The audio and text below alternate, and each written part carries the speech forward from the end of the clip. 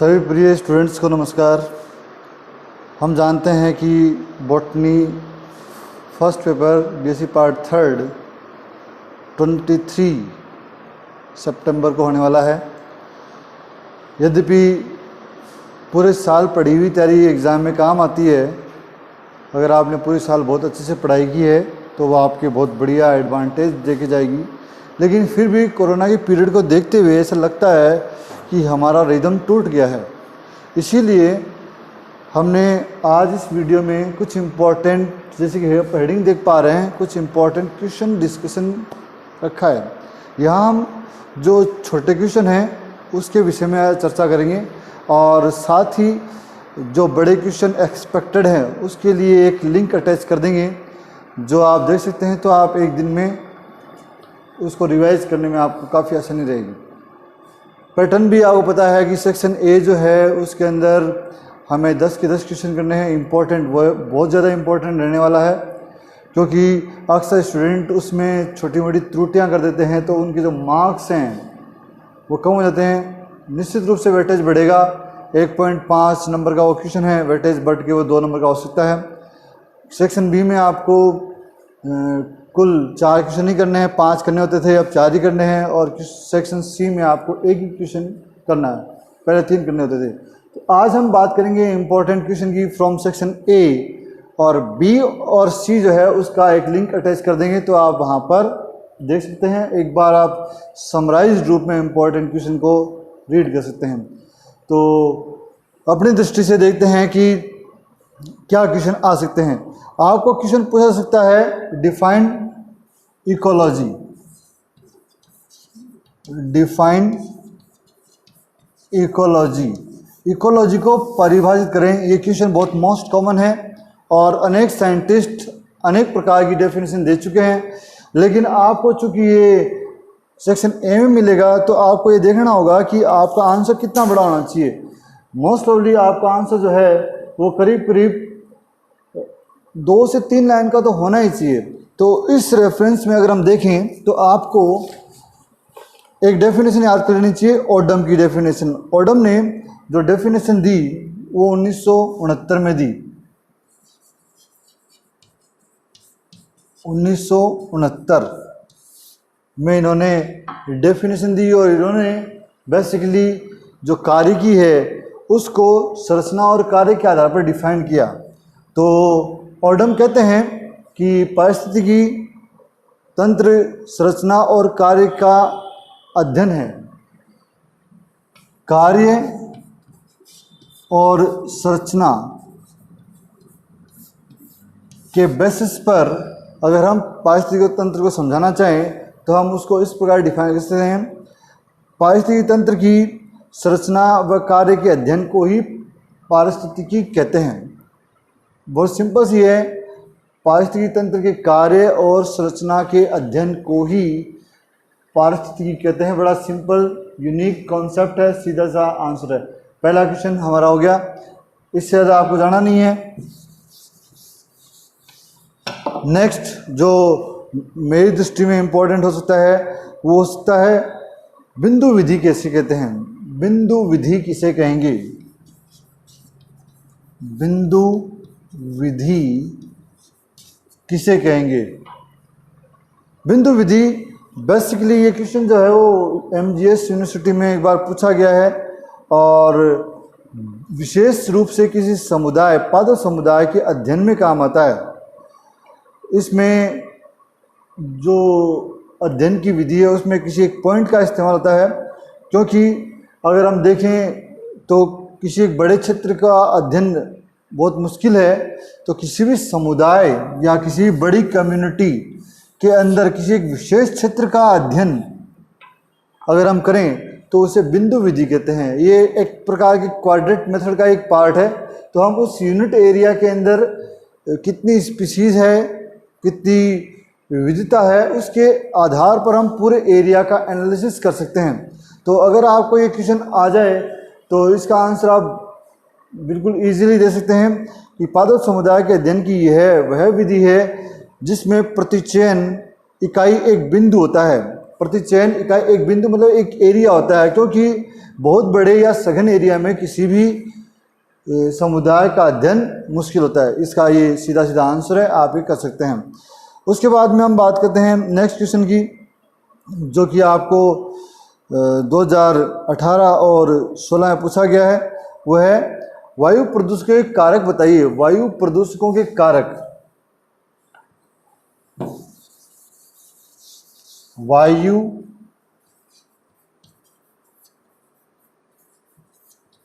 प्रदूषकों के कारक। ऐसे क्वेश्चन बड़े आसान से होते हैं, बस समस्या ये आती है कि हमें लिखना किस वे में है उसको हम भूल जाते हैं। तो वायु प्रदूषक आप सभी जानते हैं कि किस कारण से फैलते हैं। तो मोटा मोटी अगर हम बात करें तो दो बेसिक कारण हैं, एक तो है उद्योग और दो है वाहन। ये दो विशेष कैटेगरी है जो वायु प्रदूषण फैलाते हैं।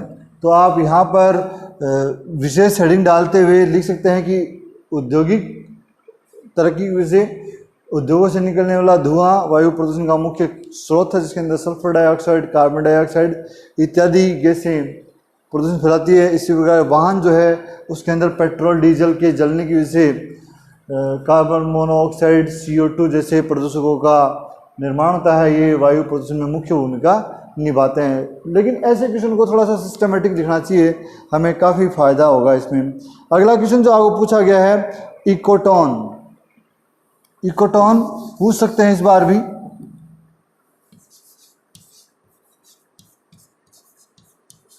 इकोटोन को परिभाषित करें। इकोटोन क्या है उसके बारे में काफ़ी बातें पहले भी आ चुका है, ये 2018 में आया हुआ क्वेश्चन भी है, आगे भी आ सकता है। तो इसमें हम सीधा सीधा आंसर दे सकते हैं कि जब दो समुदाय हैं जो कि एक दूसरे के नज़दीक स्थित हैं, तो उनके जो संक्रमण स्थल हैं, जैसे समुदाय एक ए और समुदाय बी, ये समुदाय ए है, ये समुदाय बी है, तो इनका जो ये स्थल है जहाँ ये आपस में मिल रहे हैं उसे हम इकोटोन कहेंगे। तो दो समुदायों के संक्रमण स्थल को हम क्या कहते हैं? इकोटोन कहते हैं। रही बात एग्जाम पॉइंट ऑफ व्यू से आप इसको कैसे लिखेंगे, तो इस पर लिखते हैं कि एक समुदाय से दूसरे समुदाय में परिवर्तन की गति पर्यावरण की प्रवणता पर निर्भर करती है, और दो समुदाय के बीच पाए जाने वाले संक्रमण को ही हम इकोटोन कहते हैं। ये आप इस प्रकार से इसको डिफाइन कर सकते हैं, लिख सकते हैं। क्वेश्चन जो है वो बेसिकली सेंचुरी, राष्ट्रीय उद्यान के बारे में आया हुआ है। सेंचुरी क्या है, राष्ट्रीय उद्यान क्या है, नेशनल पार्क इनको कहते हैं, ये क्या है। तो इनमें कोई बड़ा या कोई मेजर डिफरेंस नहीं है।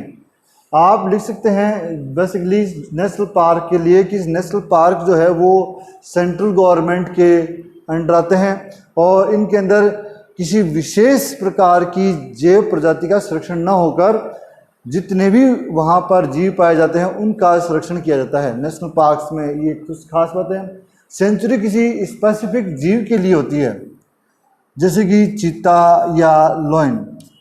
हालांकि नेशनल पार्क भी कई बार किसी विशेष जाति की वजह से फेमस हो जाते हैं, जैसे कि राइनो। काजीरंगा नेशनल पार्क जो है वो राइनो के लिए है, लेकिन वहाँ की जितनी भी विविधता है उन सबको वो कवर करता है। तो नेशनल पार्क जो है वो पहली बात तो सेंट्रल गवर्नमेंट के अंडर आते हैं। ये state government plus central government दोनों के अंडर में है। स्टेट गवर्नमेंट का मेन रोल होता है, यहाँ पर किसी विशेष प्रकार की प्रजाति को सुरक्षित किया जाता है, क्योंकि यहाँ पर विशेष प्रकार की जाति तो अपने आप हो जाती है। इसके अलावा इसका जो ऑब्जेक्ट है वो ब्रॉड है, बड़े स्तर पर है। ये वहाँ पर जितनी विविधता है उसको सुरक्षित करता है। नेक्स्ट क्वेश्चन अगर हम देखें तो क्वेश्चन पूछा गया है जलाभाव पलायनी मरुद्भिद क्या होते हैं? जलाभाव पलायनी मरुद्भिद। जलाभाव पलायनी मरुद्भिद क्या होते हैं? ये क्वेश्चन पूछा गया है। तो देखिए कुछ क्वेश्चन का आंसर जो है वो उनके शब्दों में होता है, आप उनके शब्द को देखकर उनका उत्तर बता सकते हैं। इसका अर्थ हो जाएगा कि ऐसे पौधे जो ड्राउट कंडीशन में है, जहाँ पर जल की कमी है वहाँ पर उगते हैं, तो इनका जो जीवन काल है वो ज़्यादा नहीं होता है, 5 से 6 सप्ताह होता है, वीक होता है, क्योंकि पानी की कमी होती है। पानी की कमी होने की वजह से ये अपने आप को बचा नहीं पाते और इनके चारों ओर मजबूत सीड कोट या ये कहें कि मजबूत पर्णों का निर्माण होता है। तो ये अपने जीवन काल को मजबूत सीड कोट या ये कहें कि हार्ड सीड की वजह से पार करते हैं जहाँ पर ड्राउट कंडीशन है। तो एग्जैक्टली आप आंसर क्या देंगे वो सुन लीजिए। ये जलाभाव पलायनी पौधे हैं। ये शुष्क क्षेत्र में अनुकूल वर्षा ऋतु में उग आने वाले एक वर्षीय पादप हैं जो कि प्रतिकूल परिस्थितियों के आने से पूर्व ही, मतलब प्रतिकूल परिस्थितियाँ आए उससे पहले ही लगभग 5 से 6 सप्ताह पूर्व कठोर सीड या मजबूत प्लांट पार्ट बनाकर उस क्षेत्र से गायब हो जाते हैं। इसीलिए इनको हम जलाभाव पलायनी मरुद्भिद कहते हैं। सीधा सा आंसर है। अगला क्वेश्चन हम देखते हैं। क्वेश्चन आया हुआ है जैव विविधता को परिभाषित कीजिए। बहुत इंपॉर्टेंट क्वेश्चन है 1 नंबर के लिए, 1.5 के लिए। जैव विविधता को परिभाषित करें। जैव विविधता को परिभाषित करें। ये क्वेश्चन आपको 2018, 16, 15 और 14 लगभग 4-5 बार पूछा गया है। तो विविधता का मतलब होता है किसी एरिया के अंदर जितने भी जीव मतलब पादप और जंतु हैं उनकी जो प्रजातियां हैं उसको हम जैव विविधता कहते हैं कि वो कितनी ज़्यादा संख्या में पाया जाता है। एग्जैक्टली अगर आप डेफिनेशन लिखना चाहें तो लिखेंगे किसी क्षेत्र में पाए जाने वाले समस्त पादप और जंतु जीव उस क्षेत्र की जैव विविधता कहलाते हैं। सीधा सा इसका आंसर हो जाएगा। अगला, जैव विविधता नाम किसने दिया, ये भी साथ में क्वेश्चन है। तो वो हो जाएगा WG रोजेन। WG Rosen. आजकल साइंटिस्टों के नाम थोड़े से पूछने लग गए हैं तो पूछ सकते हैं आपसे। WG रोजेन ने जैव विविधता शब्द परिभाषित किया। ये काफ़ी इम्पोर्टेंट क्वेश्चन हो सकता है। अगला क्वेश्चन जो कि पारिस्थितिकी से आया हुआ है, पूछा गया है कि स्वयं पारिस्थितिकी क्या होती है। स्वयं पारिस्थितिकी, ऑटो इकोलॉजी, स्वयं पारिस्थितिकी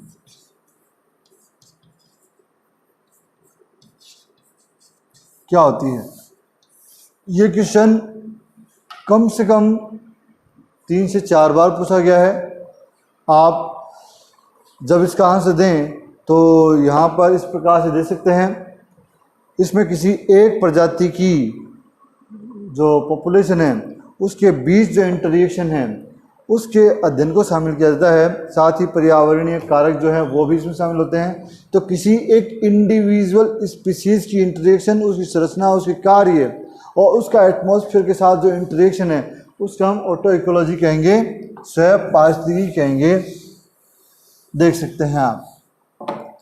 उसके अलावा क्वेश्चन जो पूछा गया है वो है सजीव प्रजक्ता क्या कहते, किसे कहते हैं, या वीवी पैरी क्या है। वीवी पैरी सजीव प्रजक्ता, वीवी पैरी ये क्या होती है। तो खास तौर पर ये मैंग्रोव प्लांट्स के अंदर पाई जाती है। मैंग्रोव प्लांट्स के अंदर क्या होता है कि जो प्लांट पार्ट है उसके ऊपर जो सीड है वो जर्मिनेट हो जाता है। जर्मिनेट होकर यहाँ पर कुछ रूट हेयर बना लेता है, ऊपर की ओर पत्तियाँ का निर्माण कर लेता है। इस प्रकार से मतलब पौधे के ऊपर ही अंकुरित जाता है। इसका कारण है कि इसका जो निचला भूमिगत भाग है वो लवणीय होता है, साल्टी होता है, लवणीय। इसलिए बीजों के अंकुरण के लिए ये दशाएं सही नहीं है, इसीलिए वो वहीं पर अंकुरित होता है और जब वो डेवलप हो जाता है तब नीचे गिरकर नया पौधा बनाता है। तो आप इसको कैसे डिफाइन कर सकते हैं, तो इसकी परिभाषा आप लिख सकते हैं। यह लक्षण दलदलीय लवणीय भूमि में पाए जाने वाले मैंग्रोव प्लांट्स के अंदर पाया जाता है। इन पौधों के बीज जो हैं वो जनक पौधे पर अंकुरित हो जाते हैं और वहाँ पर विकसित होने के बाद में वे भूमि पर गिरकर नया पौधा बनाते हैं। तो ये हो गया आपका विविपेरी। उसके बाद में आपको क्वेश्चन पूछा जा सकता है असतत वितरण की परिभाषा दीजिए। असतत वितरण किसे कहते हैं, उसको पूछ सकते हैं। असतत वितरण, देखिए मैं आपको बता दूं ये क्वेश्चन सिर्फ एक बार रिवीजन के लिए है, आए या ना आए इसमें कोई गारंटी नहीं होती है। बस आपको थोड़ा सा आइडिया लग जाए कि किस प्रकार के क्वेश्चन आते हैं, उसी बेस पे हम सब इनको सॉल्व कर रहे हैं। तो हम यहाँ पर देखेंगे कि असतत वितरण किसे कहते हैं। तो ये क्वेश्चन जो है वो आपके आए हुआ है 2017 के अंदर और फिर से रिपीट होने की संभावना है। तो इसकी परिभाषा आप इस प्रकार से दे सकते हैं कि जब किसी वर्णक का वितरण 2 या 2 से अधिक ऐसे भौगोलिक क्षेत्र में होता है जो कि एक दूसरे से बहुत दूर स्थित हों तो ऐसे वितरण को असतत वितरण कहते हैं। इट मीन्स कि एक ही प्रकार के वर्णक या जीव या कुछ और जो कि अलग अलग क्षेत्रों में जो कि एक दूसरे से रिलेटेड नहीं है, एक दूसरे से संबंधित नहीं है, वहाँ फैल जाए तो उसे हम असतत वितरण कहेंगे। Next question, hotspot. Hotspot most common है और काफ़ी बार पूछा गया है। हॉटस्पॉट का क्वेश्चन आपको बड़े में भी मिल सकता है।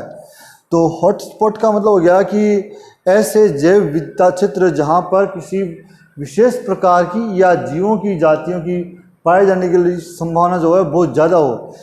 विशेष प्रकार के जीवों के पाए जाने की संभावना जिन क्षेत्रों में बहुत प्रबल होती है या बहुत ज़्यादा होती है उन्हें हम हॉटस्पॉट कहते हैं। ये छोटे और बड़े दोनों कैटेगरी के अंदर आने वाले क्वेश्चन हो सकते हैं। उसके बाद में एक बार क्वेश्चन आया हुआ है IVI की फुल फॉर्म क्या है। IVI की फुल फॉर्म क्या है।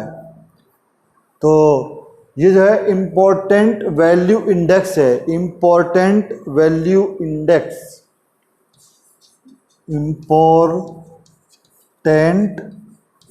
Value index. एक क्वेश्चन और भी है कि 3R कॉन्सेप्ट क्या है। 3R क्या होता है।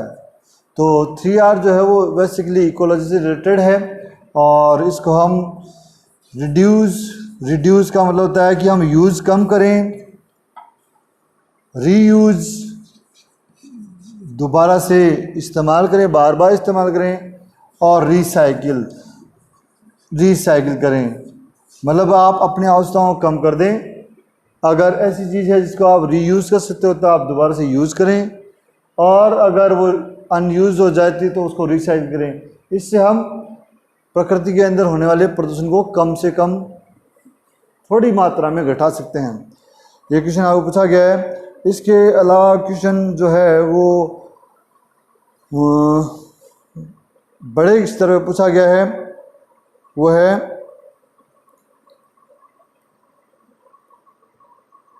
भारत के 2 राष्ट्रीय उद्यानों के नाम लिखिए। तो वो बड़ा इम्पोर्टेंट है। एक आप काजीरंगा राष्ट्रीय उद्यान बोल सकते हैं और एक जिम कॉर्बेट का एक एग्जाम्पल दे सकते हैं। जिम कॉर्बेट नेशनल पार्क आप बता सकते हैं। कुछ एक इम्पोर्टेंट क्वेश्चन हम डायरेक्ट पढ़ेंगे समय के अभाव की वजह से। एक बोलते हैं नेट उत्पादकता क्या है, प्रोडक्टिविटी क्या है। देखो प्रोडक्टिविटी से रिलेटेड बहुत सारे क्वेश्चन आए हुए हैं। प्रोडक्टिविटी,